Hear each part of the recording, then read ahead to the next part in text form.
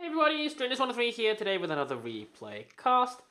I'm playing my hentai bomber. I've got a division, Earl of Northwest in a Shokaku, USS Trump in the Edinburgh.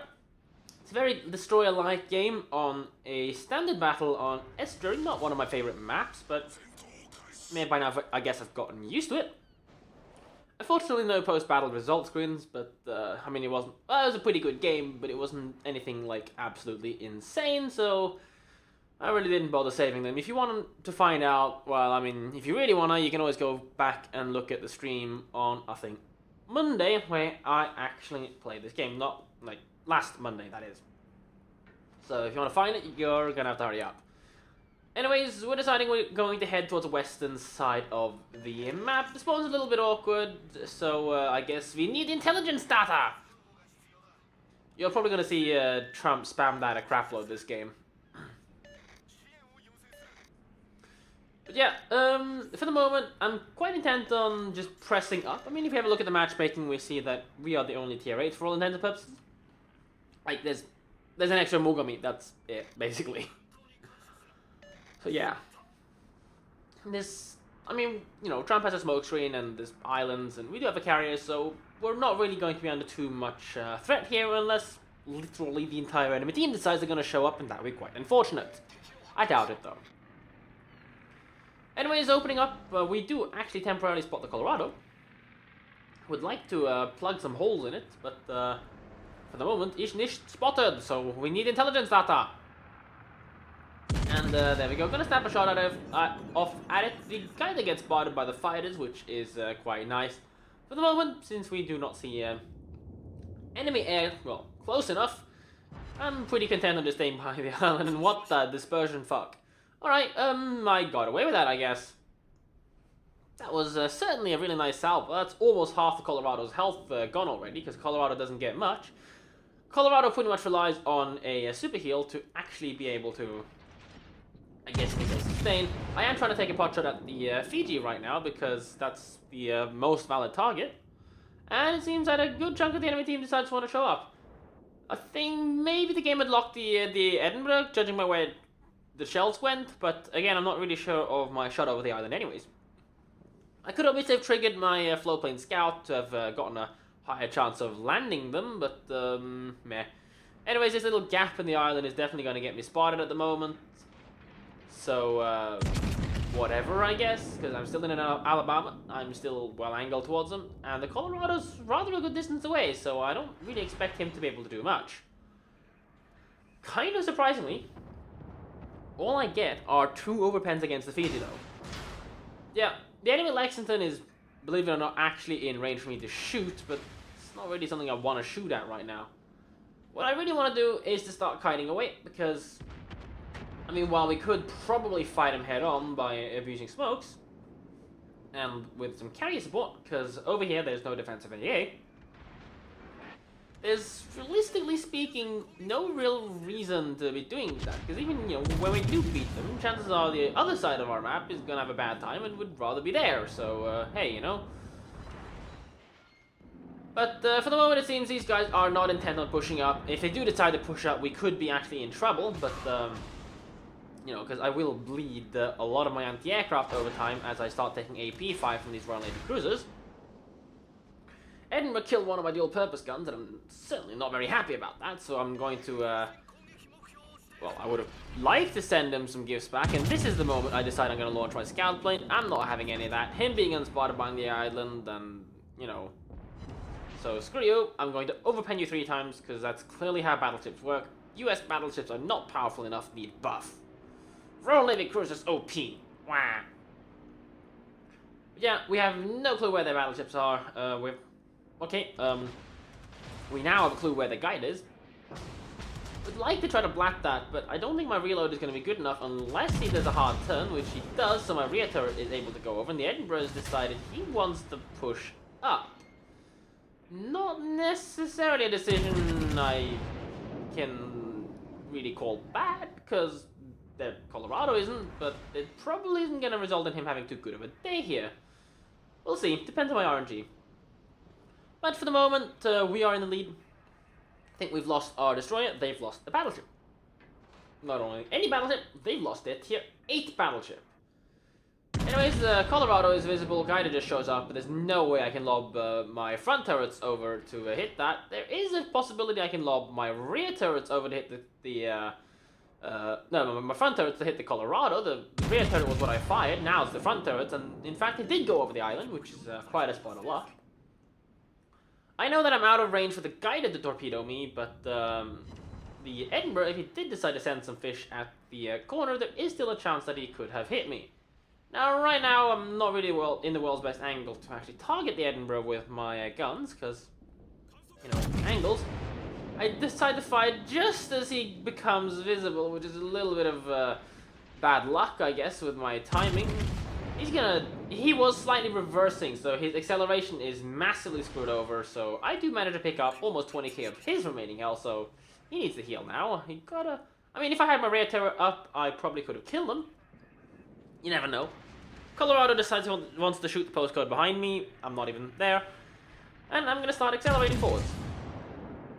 This Edinburgh Colorado group is sufficiently low HP that our aircraft carrier can go in and mop up afterwards. And that's a pretty nice dispersion. Unfortunately, I don't think all three of those were actually full penetration damage. I think one of them may have actually deflected. But that salvo definitely makes up for it. And I think our aircraft carrier probably isn't too happy about finishing off this because it's sufficiently low HP. I mean, if you wait a little bit, the Colorado might suddenly heal back enough. And, you know, it's worth committing a torpedo bomber on, I guess.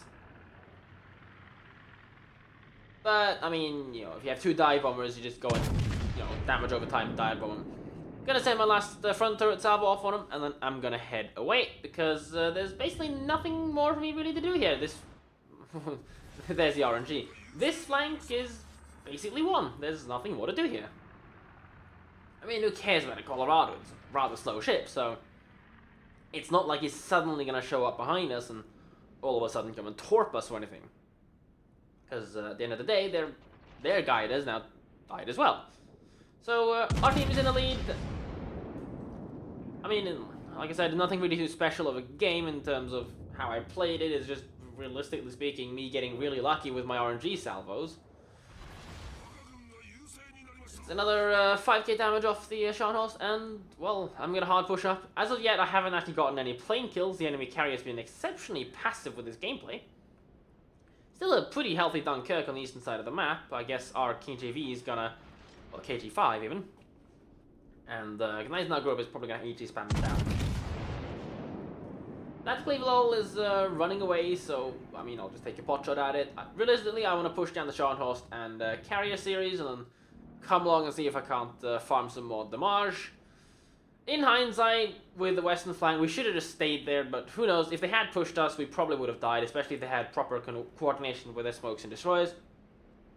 So, I think the right move was definitely to be passive on the western flank. It's just that the opposing team never actually came along and pushed us, which they should, so having no, you know, with this information in mind, hindsight is always 20/20. Well, always, but hindsight having a tendency to be 20/20, pushing the western flank, or at least sustaining the western flank, would certainly have been the correct move to make.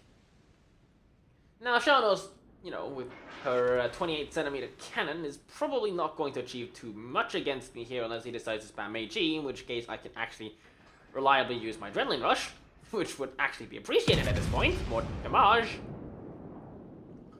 Yeah, our aircraft carrier is flying around there. The Mugami gets spotted again there. The shell that landed there, you know, near his front turret, I was seriously hoping, like, okay, that would be ridiculous RNG at this point, but I was hoping it could be a Citadel, because the angle, I wouldn't say just right, but the potential was there for the angle to be a Citadel. Judging by where it hit, of course, that could be subject to a desync. Speaking of hit, this Mugami is seemingly quite happy to just broadside me, so I will gladly nick the vast majority of your remaining health off and leave you on 4,254 because my rear turrets weren't there. With the North Carolina, maybe I could have killed them, maybe not. Who knows? See how much of my A is actually dead. I'm gonna focus on the fighter. Okay, never mind. I know I've lost one dual-purpose battery. There's another, so yeah, I've lost two of my dual-purpose guns. Unfortunately, I couldn't pick up the mug on me. You know, Trump finished him first. And he also nails the Scharnhorst, so the double strike I wanted to get, Felix actually managed to get, so well played to him. And, well, now it's just mop up. 140 kit damage. Need to pressure up, I guess. I'm gonna be late to the party.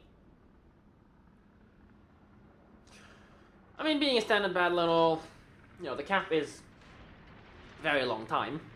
So, I should have sufficient time to get myself through the cap and out the other end, especially if the Cleveland decides he's gonna shoot me to reset, like, halfway in it.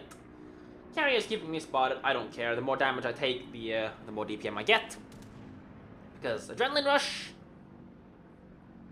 Fighters are pretty much AFKing there, so I'm gonna take my chances and I'm going to have a chip at it. At this point, Earl actually asks me to not finish it off. I'm not sure how many planes he has killed, but who knows? He's flying his planes through it, so he's basically gonna have to kill it off because he's gotten it tagged.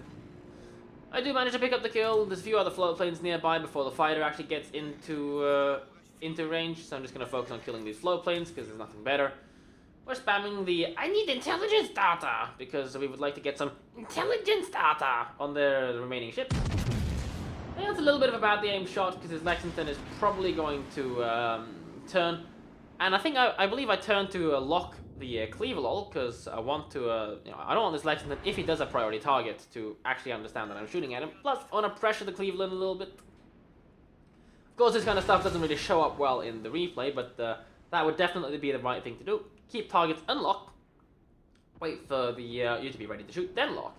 Now at this point, I'm basically making the assumption that this Lexington is going to away turn the torpedo bombers. I mean, the Cleveland's even there. Our carrier makes a bit of a... If the Cleveland has defensive up now, then our carrier has definitely made a silly play. He should have attacked from outside of the map border if the Lexington is going to head towards the border. In the meantime, I'm perfectly content on farming the Lexington. I don't care too much about the Cleveland because he's not really a threat. Seeing this Lexington being dropped, I should honestly have...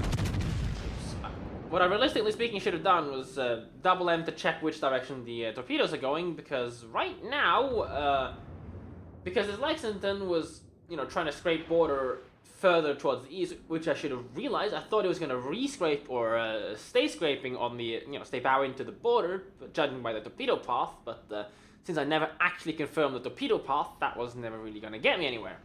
Now, with the Cleveland being on fire, I figure I should honestly send some shells at the Cleveland, because it's also a rather close target. It's basically in my effective firing range, except my aim was pretty terrible, so never expected him to just full-on push through like that. Kind of expected him to try to slow down there, so terrible aim by me. Terrible of me for not recognizing it.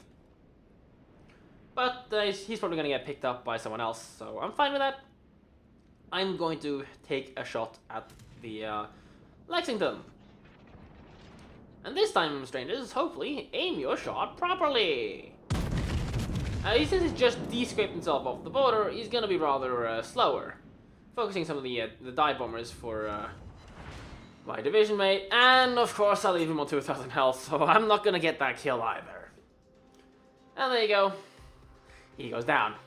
Hope you guys enjoyed this replay cast. My game has actually decided to crash at the end of this, because I guess it's funny thing, my game also crashed at the end of the Yamato game I played, where I ended up having to sell it again, and I guess the game didn't really like that, so crashed on me. But yeah, hope you guys enjoyed this replay cast, and perhaps I shall see you guys in the next one.